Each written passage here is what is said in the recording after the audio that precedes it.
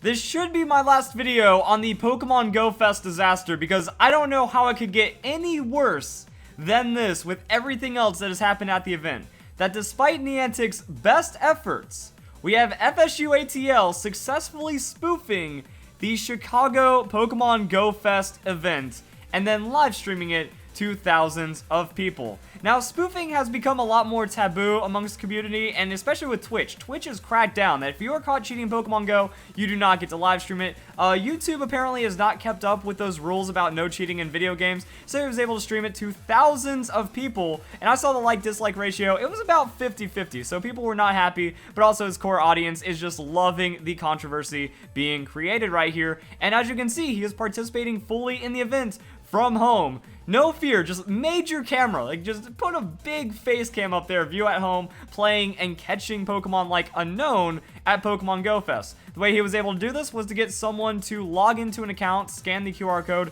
from the ticket from the event at there, and then once that account was verified for Pokemon Go Fest, he was able to just log in, spoof the location, and then play it from home.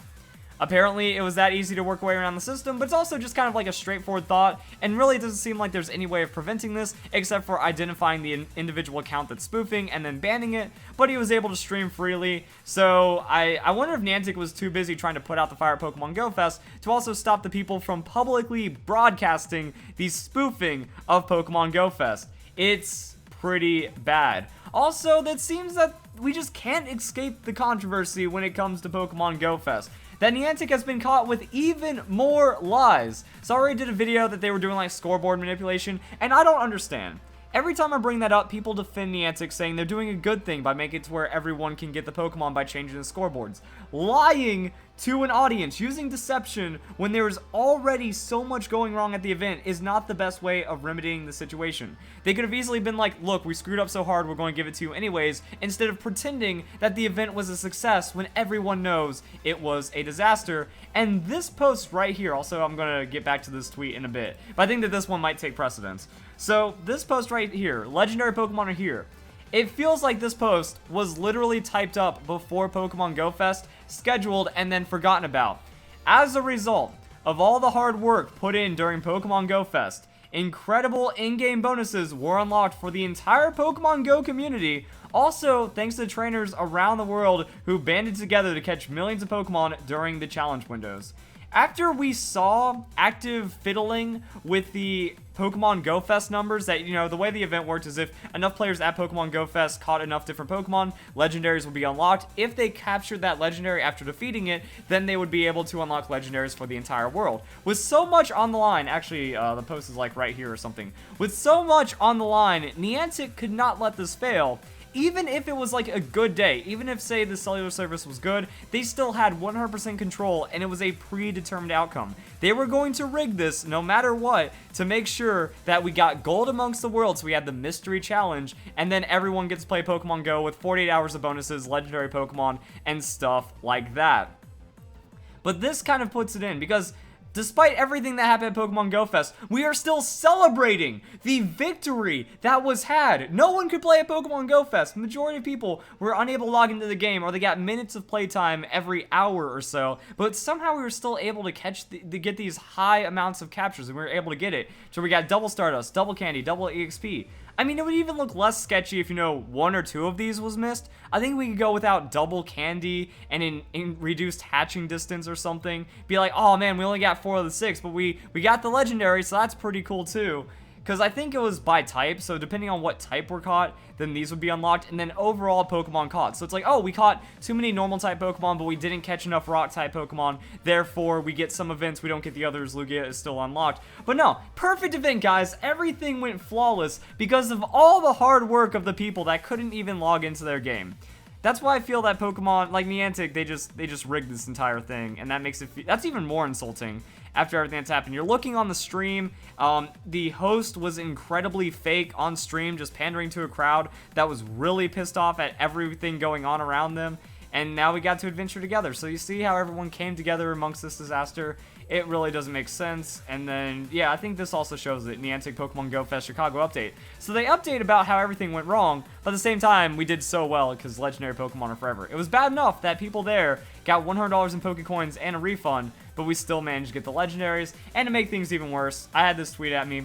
What is worse is YouTubers couldn't talk about Pokemon Go Fest due to being contracted, and that's obvious. Like, if you watch the stream, I know if I say anything negative about Mystic 7, I'm going to get absurd amounts of hate, but he was being overwhelmingly possible, and it also seemed like he was in on the rigging as well. That when he was doing the interview with the kid says, I would like to get a legendary, I'm hyped, but I can't get a legendary, and then Mystic 7 says, of course you're going to get a legendary, because I want to say that Mystic 7 was in on it, and he knew that Niantic was going to make it to where people were getting a legendary regardless. Because, yeah, the event was looking bad, so it would have been natural that, hey, we might not make the event cap, guys, or maybe something else is going to happen. But he was also in on it. It seemed like Miss 7 knew that everyone was getting a legendary pretty much no matter what. Even if, I would imagine that maybe Lugia would have reduced power in the raid if there weren't enough people participating, or that it would lose health at a different rate. Because if you have, 20,000 people there participating in raid battles, I don't even know what the cap would be in that situation for like an exclusive legendary battle going on at Pokemon Go Fest. But maybe Niantic would reduce the hit points, reduce the IVs, make it to where there's extra damage being dealt at Lugia to where it was defeated, and then also rigging the capture odds. So far from what I've seen from Pokemon Go, is that the raids are putting out legendary Pokemon at absurd rates. That people are people have been showing me screens of 3 legendary Pokemon raids active at one time, but not being able to catch any of those because it's a very low catch rate for the legendary Pokemon, naturally. But it seemed like the catch rate was rigged, everyone's going to get it, and then people in on the event. And then we have this post right here. YouTubers with over 100k views were paid to go to the event, by the way. Contract says they're not allowed to talk bad about it. That's for someone who declined the offer. And I mean, that's obvious. That's going to be like a standard contract whenever you're paid to go out there and stuff. And that was also very suspicious. You look at the Twitter pages of all these big YouTubers. You look at them on stream, and they're being overwhelmingly happy in a situation where no one else around them was having joy because they were paid to do it. They were contracted to be positive to the detriment of Niantic. I mean, this just makes them look even worse when you're having like this. It also kind of makes the people that were involved with it look like sellouts. Even though they can't break contract, they sign up for the contract, and then I would at least try to negotiate with Niantic, because it just makes everyone look bad. It's like, look, we have to be real in this situation. I'm not going to say everything that went wrong, but we have to not be 100% fake about this. And just kind of shows they took the money, they faked it out, and then they were still like posting, hey guys, my meetup's in an hour, come on and see me, even though everyone else at the event was absolutely miserable. So there was an over amount of like fan dedication, like people were like, just had the greatest day ever because I got to meet my hero that does Pokemon Go content, when everyone else is having a miserable time. So I think there was a lot of blindness going on right there, and the contract was pretty obvious. Now it's kind of interesting too, because I didn't get offered, and I think it's obvious why, because I'm too much of a wild card. I would just go on stream and be like, guys, this event is miserable, everything you're hearing about Twitter is correct. Also, I don't even own a smartphone, but I've still, like, it's weird. I don't own a smartphone, but my most viewed video is Pokemon Go content. And also, I think my, like, third most viewed or fourth most viewed is also Pokemon Go content. So Pokemon Go is, like, big. No matter what you do to cover it, you can get views on it, and you can blow up. Which is kind of like why it blows my mind going back to this right here. You can even see this reply. If you hate the company so much, and obviously take pride when they fail, why do you even play? It just seems like you like to piss people off. While also having almost 800,000 subscribers, I believe, for FSU ATL, and got major amounts of growth during Pokemon Go and stuff. I still care about Pokemon Go. I can do news updates, I can do coverage about it without necessarily having the game, but it seems like there's a lot of fake people that, they clickbait nonstop. Fake, shiny legendary Pokemon COD. Is this a shiny legendary Pokemon? Rayquaza shiny ultra mega form now in game. Primal Dialga captured for Pokemon Go. They use spoofing, they use modified accounts, they use hacks, and then they just clickbait it, but that's going to get you millions of views. So for like the entirety, just letting this fake content through has also been a real disaster with Pokemon Go, as well as Niantic faking on their side, and then in the end, they couldn't even stop a spoof. So I think that's all there is to it. Again, I think it's impossible to avoid anyone hating on me. It's like, oh, you name dropped this guy, or oh, we all know who you're talking about because they were widely known to have been invited by Niantic to go to the event. If you look at those people, and you still have the same level of full 100% trust towards them and the content that they make over after taking this offer, that's just blind fandom, and that's why I get so much hate. I'm real. This is what happens when you're real in the community. You have flaws, you have unpopular opinions, but then you can see the difference, that the people that are fake, they get offers to go to other places, they get more views because they're pandering to a wider audience, which is going to cause YouTube algorithm to favor them, and that just kind of snowballs out of control from there. So it's madness. This is real.